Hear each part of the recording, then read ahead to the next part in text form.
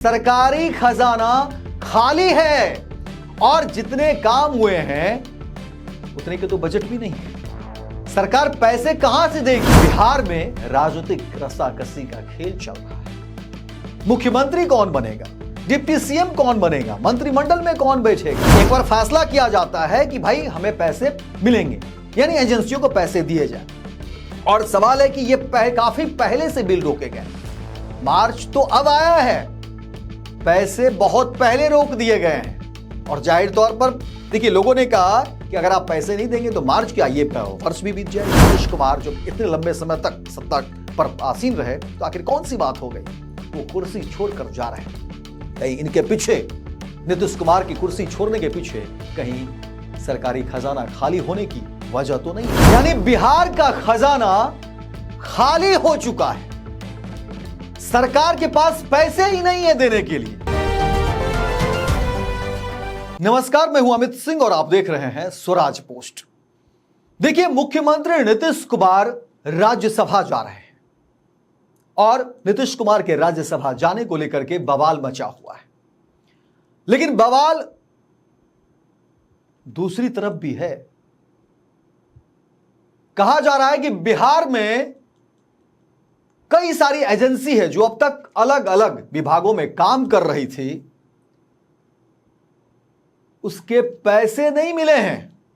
यानी बिहार का खजाना खाली हो चुका है, सरकार के पास पैसे ही नहीं है देने के लिए। और बवाल इधर भी है, बिहार में कौन सी पार्टी की सरकार बनेगी, कौन मुख्यमंत्री बनेंगे, कौन डिप्टी सीएम होगा, सिर्फ इसी खबर को लेकर के नहीं है। आर्थिक संकट से जूझ रहा है बिहार और इसको लेकर के खलबली मची हुई है। और सवाल इधर भी है कि आखिर ऐसी कौन सी परिस्थिति हो गई कि बिहार के मुखिया, जो लगातार 2 दशक से बिहार के मुख्यमंत्री रहे नीतीश कुमार, उन्हें कुर्सी छोड़नी पड़ रही है। क्या यह वजह तो नहीं है? नेता प्रतिपक्ष तेजस्वी यादव ने लंबे समय से कहा कि देखिए, पर्दे के पीछे सरकार कोई और चला रहा है, लूट खसोट हो रही है, भ्रष्टाचार हो रहा है। और अब जो खबरें सामने आई है, उसके बाद खलबली मची हुई है। बड़ी बड़ी एजेंसियां सरकार की तरफ टकटकी लगाए हुए देख रही है। और सिर्फ बड़ी एजेंसियां नहीं, छोटी एजेंसियां भी। एजेंसियों को तो जाने दीजिए, वेतन नहीं मिल रहे हैं। जिन्होंने सप्लाई किया, यानी सरकार के कहने पर जो काम किया, जो जरूरत के सामान उपलब्ध कराए, उन्हें भी पैसे नहीं मिल रहे हैं। कहने का मतलब यह है कि पैसे का लेन देन बंद है, और लेन देन नहीं, लिया तो जा रहा है। यानी सरकार आपसे पैसे या जो तमाम चीजें हैं वो ले तो रही है, देने का काम बंद है। और कहा जा रहा है कि क्या बिहार आर्थिक संकट से गुजर रहा है? अंदर खाने क्या खेल चल रहा है, पूरी खबर की पड़ताल करेंगे और आज खुलासा करेंगे स्वराज पोस्ट पर कि आखिर बिहार में हाहाकार क्यों मचा हुआ है और क्या होगा बिहार का। जिस बिहार की बेहतरी के गुण गाए जाते थे, हर मंच से कथा सुनाई जाती थी, आखिर वो बिहार इस मुहाने पर कैसे पहुंच गया? कौन है दोषी और क्या कुछ चल रहा है? पूरे खेल को आज हम आपको समझाएंगे। देखिए, लगातार पत्र जारी किए जा रहे हैं, लगातार अलग अलग तरीके से सरकार की तरफ से ही पत्र के माध्यम से आदेश जारी किए जा रहे हैं। कभी कहा जा रहा है कि नहीं पैसे मिलेंगे, कभी कहा जा रहा है कि नहीं मार्च की वजह से अनियमितता हो जाती है, वर्क प्रेशर हो जाता है, इसलिए पैसे नहीं मिलेंगे। और फिर कभी कहा जा रहा है कि नहीं तमाम एजेंसियों को भी रोक दीजिए, वेतन दे दिया करिए। हुजूर चल क्या रहा है अंदर? देखिए, आपको बता दें कि सबसे पहले 27 फरवरी 2026 को बिहार सरकार के वित्त विभाग से एक महत्वपूर्ण पत्र जारी हुआ और यह पत्र वित्त विभाग के विशेष सचिव मुकेश कुमार लाल की ओर से जारी किया गया। और देखिए यह किसको भेजा गया, पत्रांक 2182 में सभी विभागों के अपर मुख्य सचिव, प्रधान सचिव यानी कि सभी विभाग का अध्यक्ष जो है, प्रमंडलीय आयुक्त जो है, जिलाधिकारी हैं और कोषागार पदाधिकारियों को निर्देश दिया गया था कि फिलहाल गैर जरूरी बिलों के भुगतान पर रोक लगाई जाए। और इस पत्र में साफ कहा गया कि कोषागार से केवल वेतन, पेंशन और मानदेय से जुड़े बिलों को ही प्राथमिकता दी जाएगी और बाकी बिलों की जांच के बाद भुगतान किया जाएगा। और बताया गया कि वित्तीय वर्ष के आखिरी महीनों में कोषागारों में अचानक बहुत ज्यादा बिल आने लगते हैं, भीड़ बढ़ जाती है, जिससे उनकी जांच में कठिनाई होती है और वित्तीय गड़बड़ी की आशंका भी होती है। ये तमाम बातें कही गई और इसलिए जो है कहा गया कि अनुशासन बनाए रखने के लिए अस्थायी व्यवस्था लागू की गई है। लेकिन यह पत्र सामने आते ही पूरे राज्य में हलचल मच गई। कई जगह पर यह चर्चा शुरू हो गई कि सरकार का क्या खजाना खाली हो गया है, क्या विकास योजनाओं के भुगतान पर जो रोक लगा दिए गए हैं उसके पीछे की कहानी क्या है। और कई एजेंसियों और तमाम जो ठेकेदार हैं उनके भुगतान बंद होने लगे। और उसके बाद देखिए स्थिति क्या कुछ चीजें निकलकर सामने आ रही हैं। उसके बाद फिर क्या हुआ कि फिर 24 घंटे के अंदर सरकार को अपने ही आदेश को बदलना पड़ा। 28 फरवरी 2026 को वित्त विभाग ने नया पत्र जारी किया और 27 फरवरी वाले आदेश को निरस्त कर दिया गया। और इस नए आदेश में कहा गया कि नहीं, पहले जारी किया गया पत्रांक जो है 2182 तत्काल प्रभाव से रद्द किया जाता है और सामान्य प्रक्रिया के अनुसार भुगतान किया जाएगा।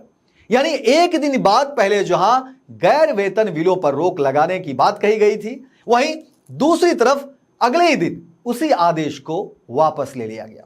इसी वजह से प्रशासनिक स्तर पर भ्रम की स्थिति पैदा हो गई। कई जिलों में अधिकारी यह समझ नहीं पा रहे थे कि आखिर भुगतान करना है या नहीं करना है। इसी बीच सरकार की तरफ से एक और संदेश सामने आया। कहा गया कि नहीं, होली से पहले कर्मचारियों और पेंशन भोगियों का भुगतान सुनिश्चित किया जाएगा। करीब 7.5 लाख कर्मचारियों और पेंशनरों को वेतन और पेंशन देने के निर्देश दिए गए ताकि त्योहार है तो उन्हें परेशानी नहीं हो। और अब अगर पूरे घटनाक्रम को समझेंगे तो तस्वीर बिल्कुल क्लियर हो जा रही है। 27 फरवरी 2026 जब वित्त विभाग के विशेष सचिव मुकेश कुमार लाल ने पत्रांक 2182 में जारी किया था और कहा गया था कि कोषागार से फिलहाल सिर्फ पेंशन, वेतन और मानदेय के बिल पास होंगे, तो वहीं दूसरे चरण 28 फरवरी 2026 का है जब उसी विभाग ने नया आदेश जारी किया और पहले वाले पत्र को रद्द कर दिया गया। कहा गया कि नहीं, भुगतान की सामान्य प्रक्रिया जारी रहेगी।